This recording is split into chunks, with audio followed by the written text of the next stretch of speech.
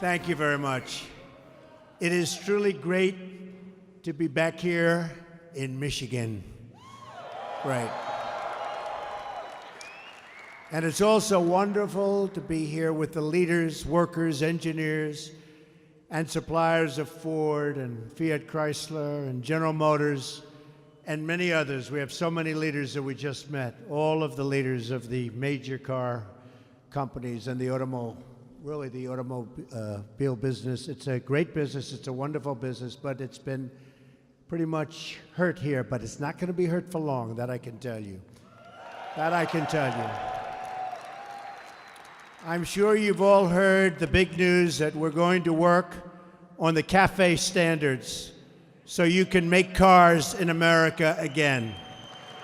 We're going to help the companies, and they're going to help you. There is no more beautiful sight than an American-made car. No more beautiful sight. I love this state. I love the people of this state. And you did me a big favor because you gave me a victory, and that victory hasn't been won by a Republican in a long time. Long time. And you're going to be very happy, believe me. You're going to be very, very happy. During the campaign, I came to Michigan again and again, and I made this promise that I am going to fight for your jobs and fight very, very hard. I'm going to fight for Michigan workers. I'm going to fight to keep the automobile production in the United States of America, not outside, in the United States. And by the way, for those that have any doubts, many other industries too. That's okay, right? So we're here not simply to honor the past, but to devote ourselves to a new future of American automotive leadership. We want to be the car capital of the world again. We will be, and it won't be long, believe me.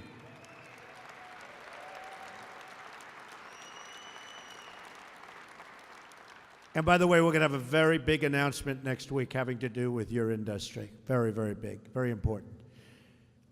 Everybody say, what is it? Let's keep them guessing back there. You've heard me say the words, and I'll repeat them right now. Buy American and hire American.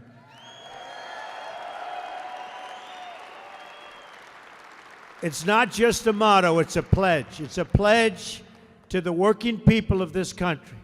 The era of economic surrender for the United States is over. It's over. And you see what's already been happening. Plants are coming back. Other plants that were expected to be built in other countries are not being built. I just want to tell the leaders they made some very wise decisions. Very wise. Very wise. Some plants that were announced are not going to be built. They're smart. We're going to stand up to foreign cheating. We're going to crack down on currency manipulation. And yes, we're going to use the full economic powers of our country to protect our workers and to protect our jobs. Let me also say how important it is for me that we have every segment of this great American industry represented in our audience today. We have everybody. To succeed as a country, we have to work together. We have to fight side by side to protect our industry and to stop the jobs from leaving our country. It's not going to happen anymore, folks. We've gone through it for many, many years, decades. It's not going to happen anymore. And if it is, there's consequences to pay for the companies that desert us and fire our employees. There are consequences. Already we're seeing jobs coming back. Since my election, Ford has announced 700 new jobs coming back to their plant in Flat Rock, Michigan. Fiat Chrysler has announced that they will create 2,000 new jobs in Michigan and Ohio.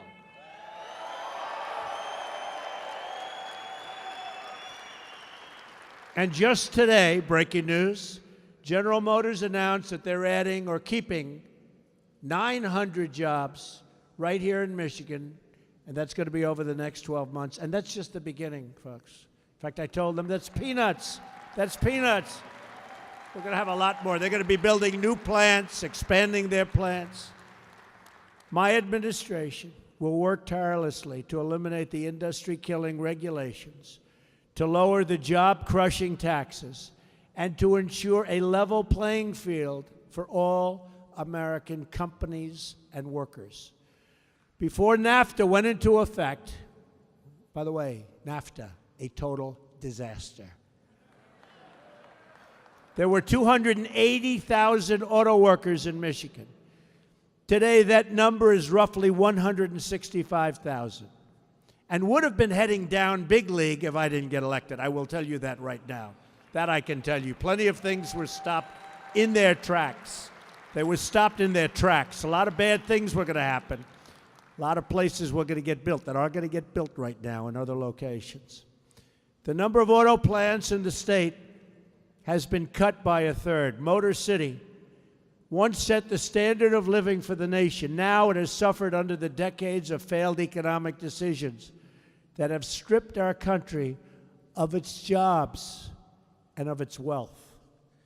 The Trans-Pacific Partnership, another disaster, threatens states like Michigan, Wisconsin, Ohio, Pennsylvania, and so many others, with the loss of countless more jobs. That is why I'm proud to say I followed through on my promise, and by the way, many other promises. You've seen what's happened. Many. And immediately withdrew the United States from the TPP. I kept my word. The assault on the American auto industry, believe me, is over. It's over. Not going to have it anymore.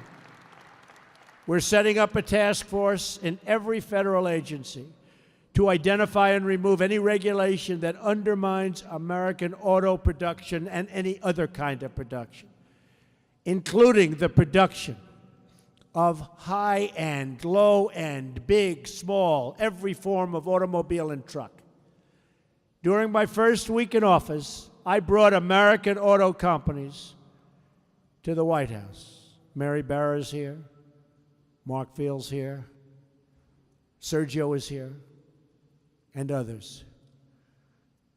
And none of them ever got to see the Oval Office before, because nobody took them into the Oval Office, our presidents. They employ tens of thousands of people, but I brought them into the Oval Office because they're going to be expanding their companies.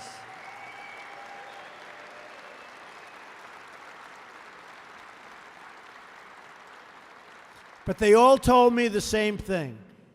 They explained that the previous administration promised you a so-called midterm review of the federal fuel efficiency standards.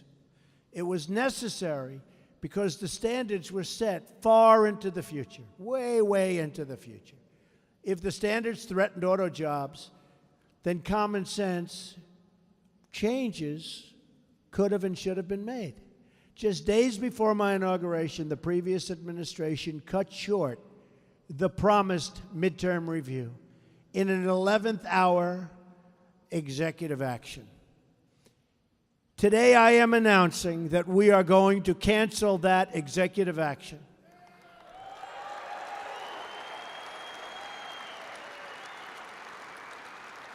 We are going to restore the originally scheduled midterm review, and we are going to ensure that any regulations we have protect and defend your jobs, your factories. We're going to be fair. We're going to be fair. This is an issue of deep importance to me. For decades, I've raised the alarm over unfair foreign trade practices that have robbed communities of their wealth and robbed our people of their ability to provide for their families. They've stolen our jobs, they've stolen our companies, and our politicians sat back and watched, hopeless. Not anymore. As a private citizen, I looked really with sadness as massive shipments of foreign cars have been dumped onto our shores, while those same countries have shut their borders to our cars. We take them. Come on in, folks. Come on in. No tax. Don't worry about it. We make cars. They don't take us. Not anymore.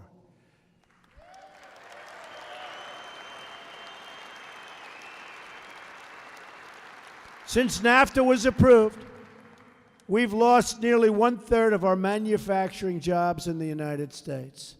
Since China entered the World Trade Organization, we've lost 60,000 factories. Hard to believe. Our trade deficit last year reached nearly $800 billion. Who's making these deals?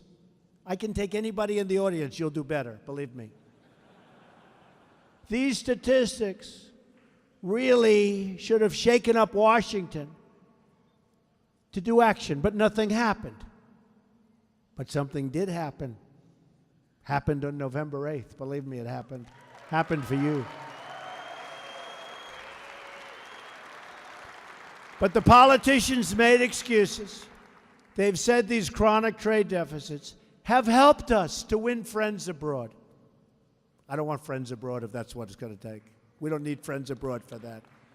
Do you ever see that where they said, no, it's good for us because people like us abroad? They don't like us. They think we're stupid people. But no friendship is strengthened through economic abuse because we have been abused. And no country can long lead the free world if it does not protect its industries and care for its people and protect its borders.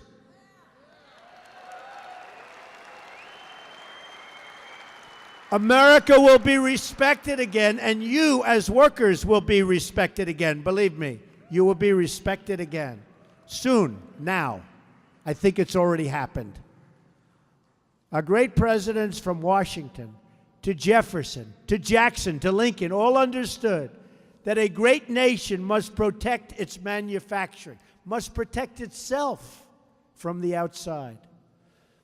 Today, I will be visiting the home of Andrew Jackson on the 250th anniversary of his birth. And they say my election was most similar to his. 1828. It's a long time ago. Usually they go back like to this one or that one, 12 years ago, 16. I mean, 1828, that's a long way. That's a long time ago. In supporting tariffs, Jackson said, I look at the tariff with an eye to the proper distribution of labor and to revenue, and with a view to discharge our national debt. We owe $20 trillion. $20 trillion with our policies. America cannot be a wealthy country if special interests game the system to profit from the exodus of our companies and from the exodus of our jobs. We must embrace a new economic model. Let's call it the American model.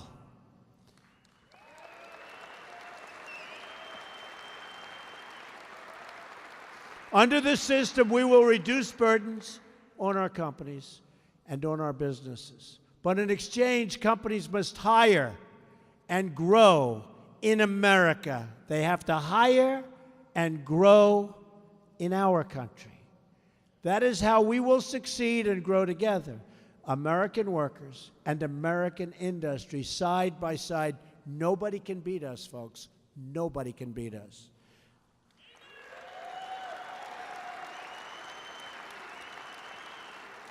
Because whether we are rich or poor, young or old, black or brown or white, we all bleed the same red blood of patriots.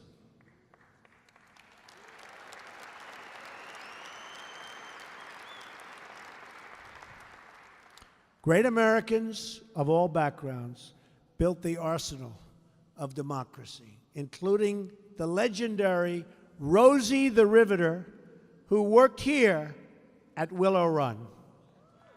You know that. 75 years ago, during the Second World War, thousands of American workers filled this very building to build the great new airplanes, the B-24 Liberator. At peak production, listen to this. It's not the country that we've been watching over the last 20 years. They were building one B-24 every single hour. We don't hear that. We don't hear that anymore, do we? We'll be back. We'll be back soon. Most amazing people. And while that's incredible, it's a tribute really to the teamwork, determination, and patriotism that lives on today in each and every one of you. Great people. You're great people. Now, these hundreds of acres that defended our democracy are going to help build the cars and cities of the future. So I ask you, that's fine, because you're right. So I ask you today to join me in daring to believe that this facility, this city, and this nation will once again shine with industrial might.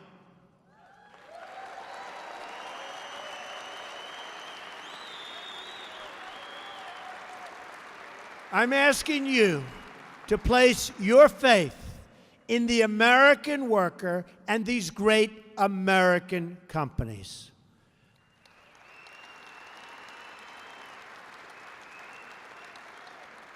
I'm also asking you to respect and place your faith in companies from foreign lands that come here to build their product. We love them too, right? We love them too. I'm asking all of the companies here today to join us in this new industrial revolution. Let us put American workers, American families, and American dreams first once again. May God bless the American worker. May God bless the Motor City. And may God bless the United States of America. Thank you. Thank you. Thank you, everybody. Thank you.